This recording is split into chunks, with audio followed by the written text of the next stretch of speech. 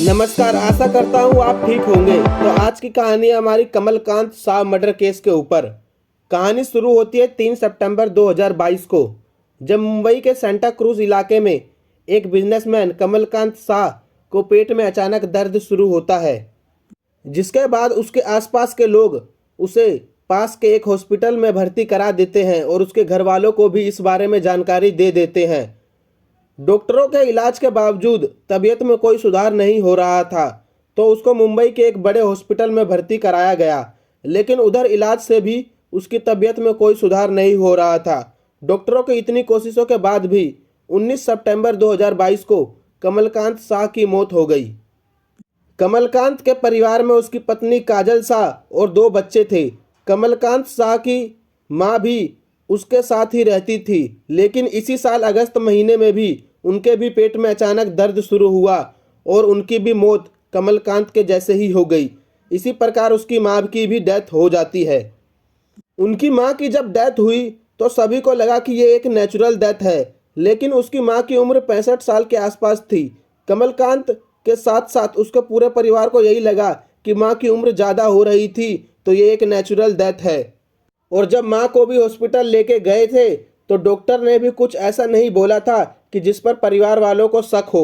लेकिन जब कमलकांत शाह की डेथ हुई तो उसके मुंबई हॉस्पिटल में एक डॉक्टर ने पुलिस को यह कंप्लेन कर दी कि कमलकांत के ब्लड टेस्ट रिपोर्ट में आर्सेनिक की मात्रा नॉर्मल से 400 गुना ज़्यादा पाई गई है और थीलियम की मात्रा नॉर्मल से 300 गुना ज़्यादा पाई गई है।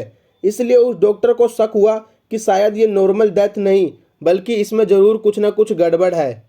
दोस्तों, आपकी जानकारी के लिए बता दूं कि अगर शरीर में आर्सेनिक की मात्रा नॉर्मल से ज़्यादा बढ़ जाए तो यह जहर की तरह काम करता है।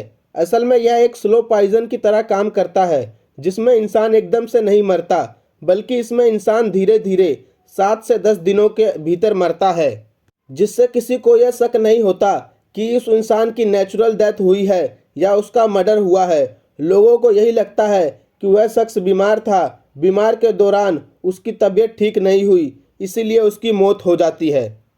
लेकिन इस केस में डॉक्टर को शक इसलिए हुआ क्योंकि आखिरकार कमलकांत के शरीर के अंदर आर्सेनिक की मात्रा 400 गुना कैसे हो गई। फिर पुलिस ने भी केस में दिलचस्पी दिखाई और कमलकांत के शव को पोस्टमार्टम करने का फैसला किया। पोस्टमार्टम कराने के बाद पुलिस ने जांच शुरू की कि आखिर ऐसा कौन कर सकता है। पुलिस ने सबसे पहले जांच कमलकांत के परिवार वालों से ही शुरू की। इस पूछताछ में पुलिस को बेहद ही चौंका देने वाली बात पता चलती है।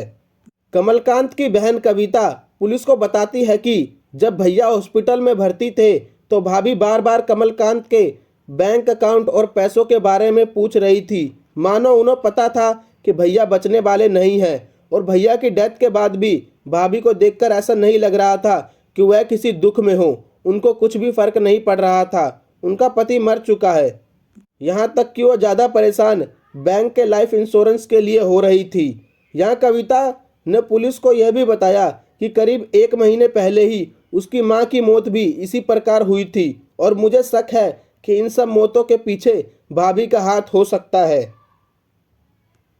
अब पुलिस के सामने यह दिक्कत थी कि वह शक के आधार पर कमलकांत की पत्नी को नहीं उठा सकते थे। अगर वह ऐसा करेंगे तो आसपास के लोग कहेंगे कि पुलिस कैसा काम कर रही है, पति की हत्या में पत्नी को ही शक के आधार पर गिरफ्तार कर रही है, और पुलिस के पास कोई ठोस सबूत भी नहीं था।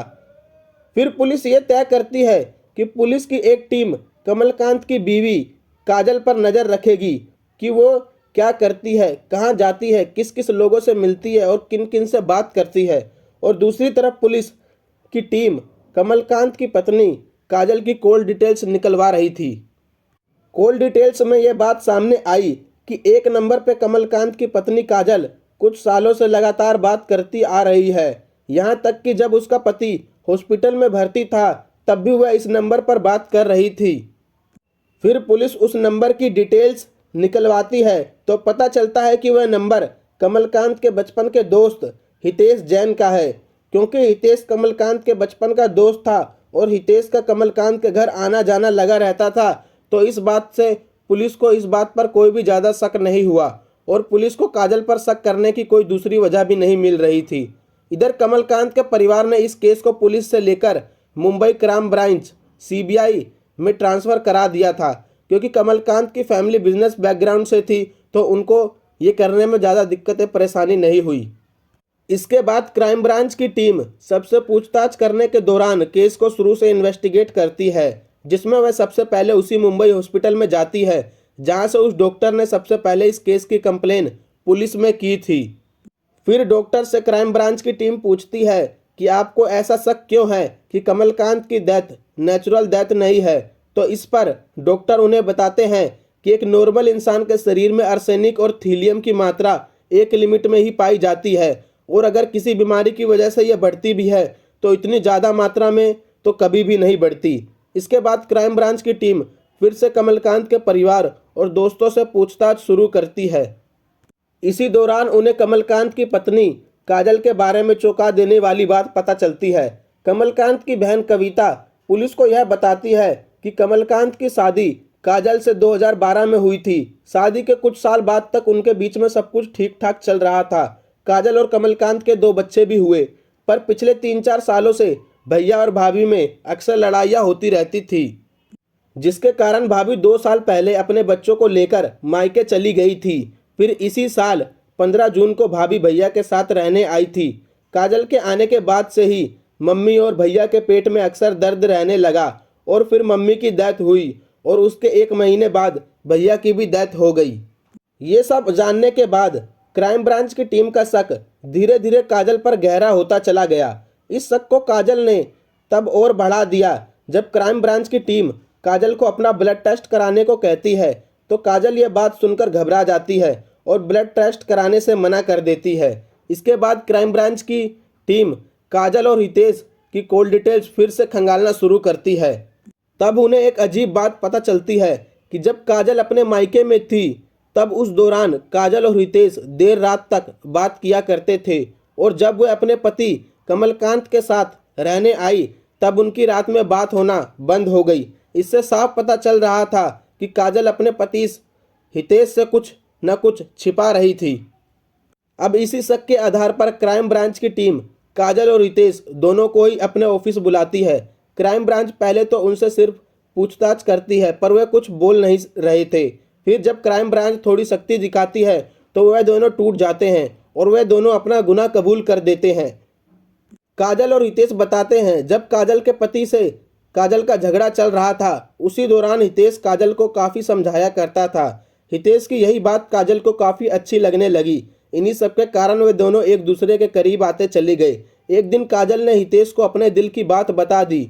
उधर दूसरी तरफ काजल और कमलकांत का झगड़ा बढ़ता ही जा रहा था। इसके बाद काजल अचानक अपने दोनों बेटों के साथ मायके चली गई, जहां काजल की देर रात तक हितेश से बात होती और वे मिलते भी थे। काजल के मन में हितेश के लिए इतना प्यार बढ़ गया था कि वह वापस अपने पति कमलकांत के पास जाना ही नहीं चाहती थी। काजल अब हितेश के साथ ही शादी करके पूरा जीवन उसी के साथ बिताना चाहती थी।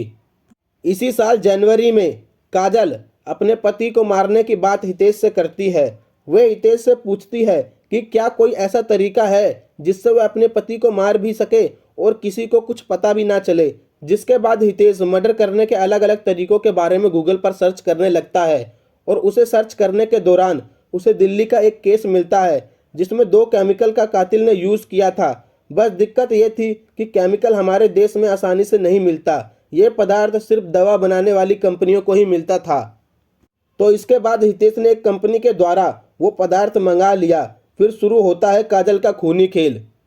17 जून 2022 को काजल अपने पति के घर वापस आ जाती है।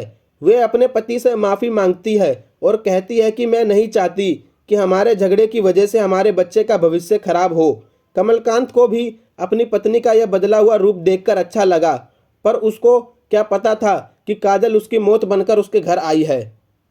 फिर काजल चाय और पानी में वो पदार्थ मिलाकर दोनों को कई बार दिन में देने लगी। पति और सासू माँ को देने लगी। सास को काजल ये ज़्यादा पदार्थ देती क्योंकि सास हमेशा घर पर ही रहती थी। सास की उम्र भी ज़्यादा थी, इसलिए उस पर इस पदार्थ का असर जल्दी ही हुआ और अगस्त आते आते सासू माँ की डेथ हो गई।